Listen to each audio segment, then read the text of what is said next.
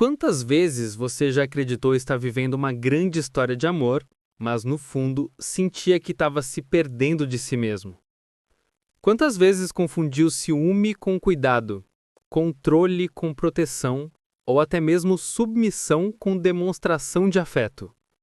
O que muitas pessoas chamam de amor, na verdade, é uma forma de prisão emocional. Uma prisão que não tem grades visíveis, mas que corrói silenciosamente a sua liberdade e a sua identidade.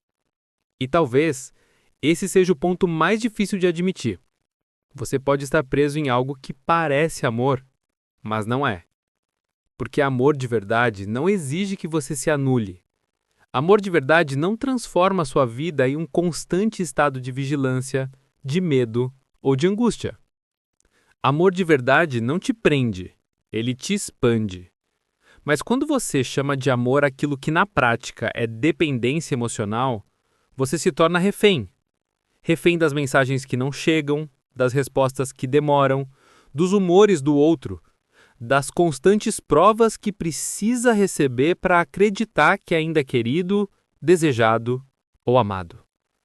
Na verdade, o que chamamos de amor, muitas vezes, é apenas o medo disfarçado.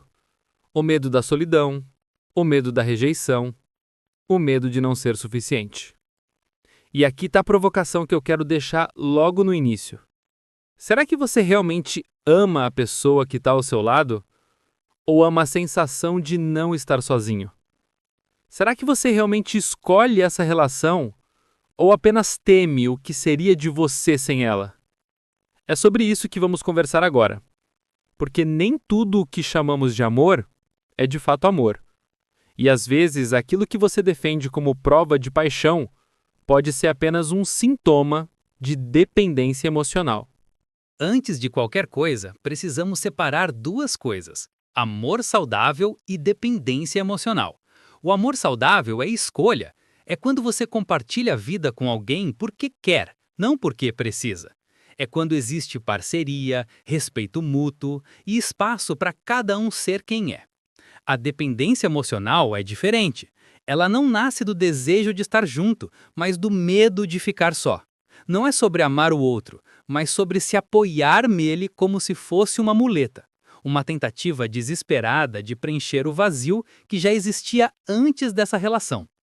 Do ponto de vista da neurociência, essa dependência funciona como um vício. Quando recebemos uma mensagem de carinho, um elogio ou simplesmente a atenção da pessoa amada, nosso cérebro libera dopamina, o neurotransmissor ligado ao prazer e à recompensa. É a mesma substância envolvida quando usamos drogas, jogamos ou passamos horas em redes sociais. Esse pico de prazer gera uma sensação intensa de bem-estar, mas que logo desaparece, deixando no lugar uma necessidade ainda maior de repetir a experiência. Além disso, entra em cena a ocitocina, o chamado hormônio do apego. Ela é fundamental para criar laços, mas quando liberada em excesso em relações desequilibradas, pode nos prender ao outro de uma forma quase obsessiva. E é aí que a ciência se encontra com a psicanálise. Freud nos falava sobre a compulsão à repetição, a tendência que temos de reviver nos relacionamentos de hoje as feridas não resolvidas do passado. Ou seja, sem perceber, buscamos em um parceiro ou parceira a validação, o cuidado e a segurança que não recebemos em nossas primeiras relações, especialmente na infância. John Bowlby, criador da teoria do apego, descreveu isso com clareza. Se crescemos em um ambiente de rejeição, de ausência ou de instabilidade, desenvolvemos padrões de apego ansioso, um medo constante de ser abandonado. E esse medo se manifesta de novo, décadas depois, nos relacionamentos adultos. Na visão de Lacan, o desejo do homem é o desejo do outro.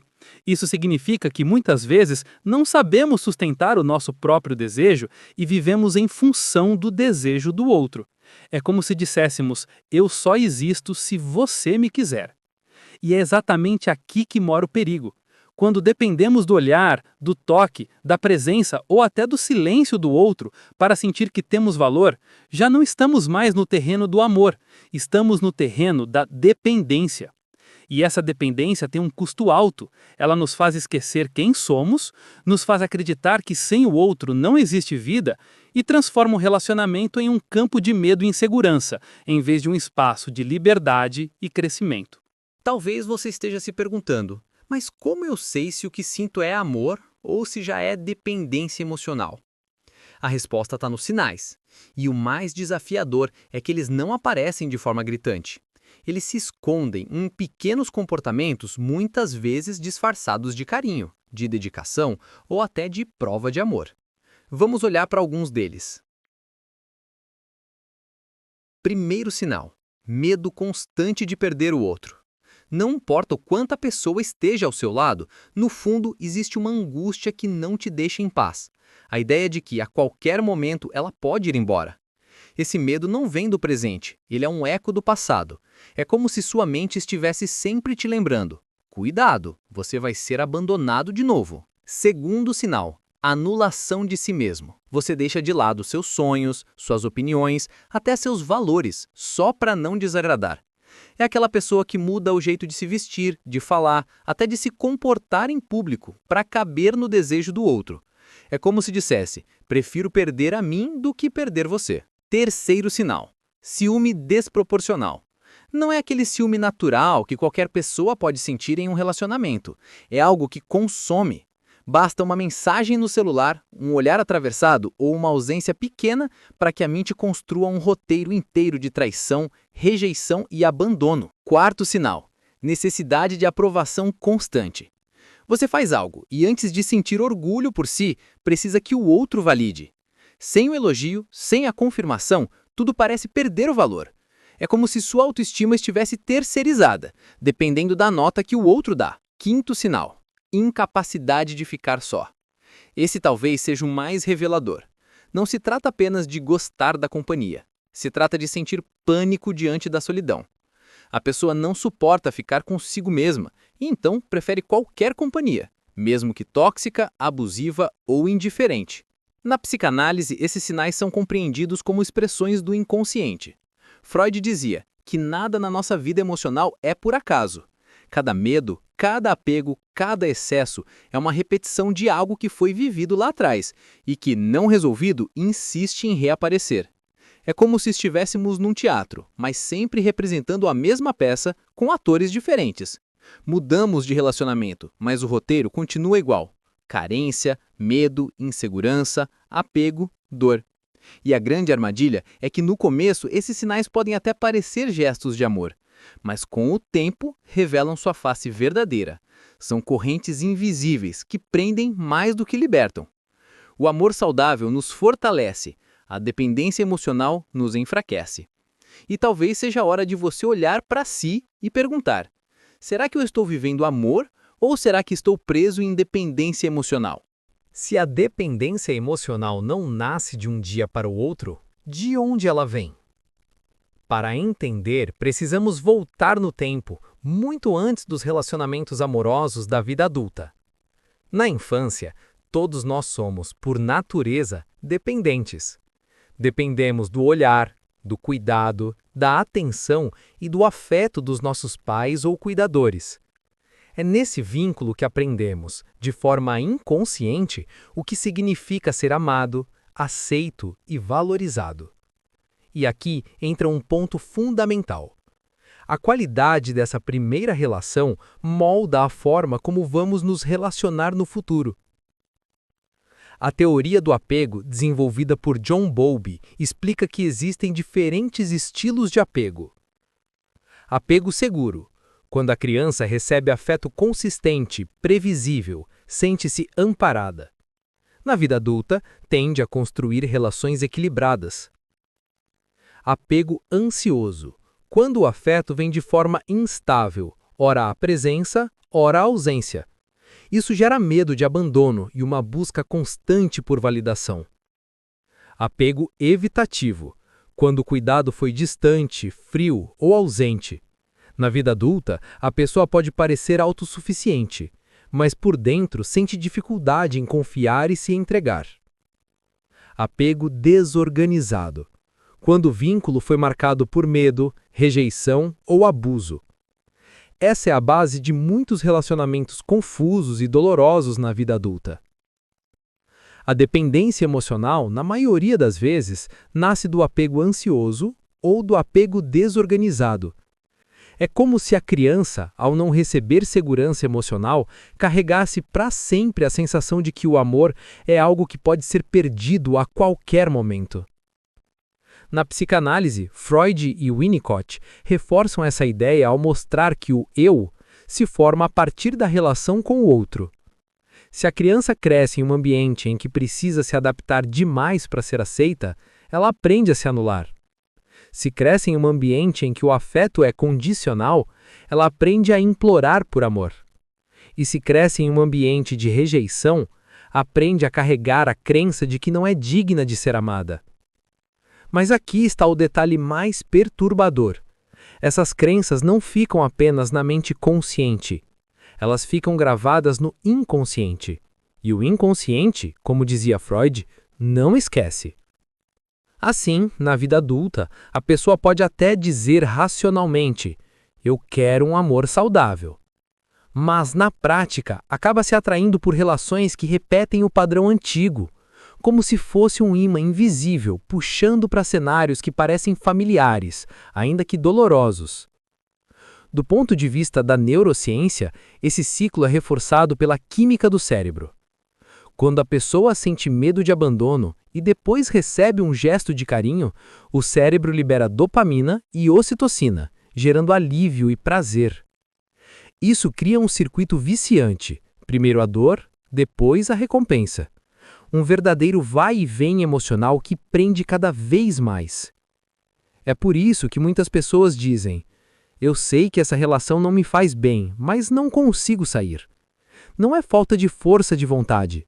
É uma combinação de feridas emocionais antigas e de circuitos neurais que se tornaram hábitos profundos. Portanto, a dependência emocional não é um sinal de fraqueza. Ela é o resultado de uma história.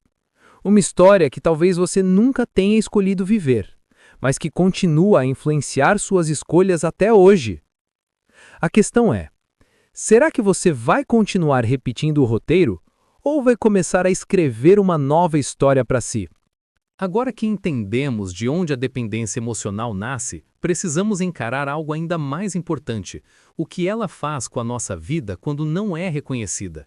Porque a verdade é que a dependência emocional não se limita ao relacionamento amoroso. Ela transborda para todas as áreas: trabalho, amizades, família, até a forma como você se vê diante do espelho. No campo dos relacionamentos amorosos, ela gera uma dinâmica destrutiva, o medo constante de perder o outro, o ciúme exagerado, que não nasce de fatos, mas da insegurança. A dificuldade em dizer não com medo de desagradar. O aceitar migalhas de afeto, acreditando que é o máximo que se pode ter. O paradoxo é cruel. Quanto mais a pessoa tenta segurar, mais sufoca. E quanto mais sufoca, maior a chance de perder. É como se a dependência emocional criasse exatamente aquilo que a pessoa mais teme, o abandono. Na saúde mental, os danos são silenciosos, mas profundos. A pessoa começa a acreditar que só vale algo quando é amada, que só existe quando é validada. E aqui entra um ponto central da psicanálise. Quando o amor próprio não se estrutura, o sujeito transfere para o outro o papel de ser fonte de existência. É quase como se o outro fosse um espelho indispensável para que a própria identidade não desapareça. Na saúde mental, os impactos são devastadores. A dependência emocional está ligada a altos níveis de ansiedade, crises de pânico, depressão e até comportamentos obsessivos. O cérebro vive em estado de alerta constante. Medo de perder, medo de ser trocado, medo de não ser suficiente. E um cérebro em estado de alerta é um corpo intoxicado por cortisol, o hormônio do estresse. Isso enfraquece o sistema imunológico, prejudica o sono, altera o apetite e até acelera o envelhecimento. Na vida prática, há também um custo invisível.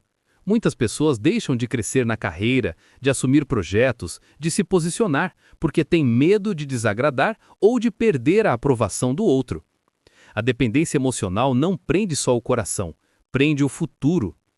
E o mais perturbador é que, em muitos casos, a pessoa não percebe que está presa. Ela confunde dependência com intensidade, confunde obsessão com amor, confunde medo de perder com prova de entrega. Mas, no fundo, o que ela está vivendo é um ciclo de dor, não de amor. Aqui está a pergunta que pode mexer com você. Será que aquilo que você chama de amor não é, na verdade, uma forma de aprisionamento emocional? Será que a sensação de que você não pode viver sem o outro não revela uma ausência muito maior, a de não conseguir viver consigo mesmo? Se a dependência emocional aprisiona, a grande pergunta é: como se libertar? E aqui não existe resposta mágica, mas existem caminhos. Caminhos que começam, antes de tudo, dentro de você. Primeiro passo: o reconhecimento. Não há transformação sem consciência. Muitas vezes, a pessoa dependente não se percebe como tal. Ela se vê apenas como alguém intenso, dedicado, romântico. Mas quando você começa a notar que o seu bem-estar depende do humor do outro, que sua vida gira em torno do próximo passo da relação, é aí que precisa soar um alerta. Reconhecer não é fraqueza, é coragem. Segundo passo: resgatar a individualidade. A dependência emocional nasce da perda de si mesmo.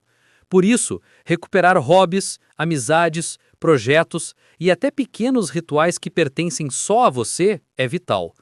É como devolver ao eu o espaço que foi ocupado pelo nós. Na psicanálise, chamamos isso de reinvestimento libidinal no próprio eu, ou seja, aprender a direcionar energia para dentro e não apenas para fora.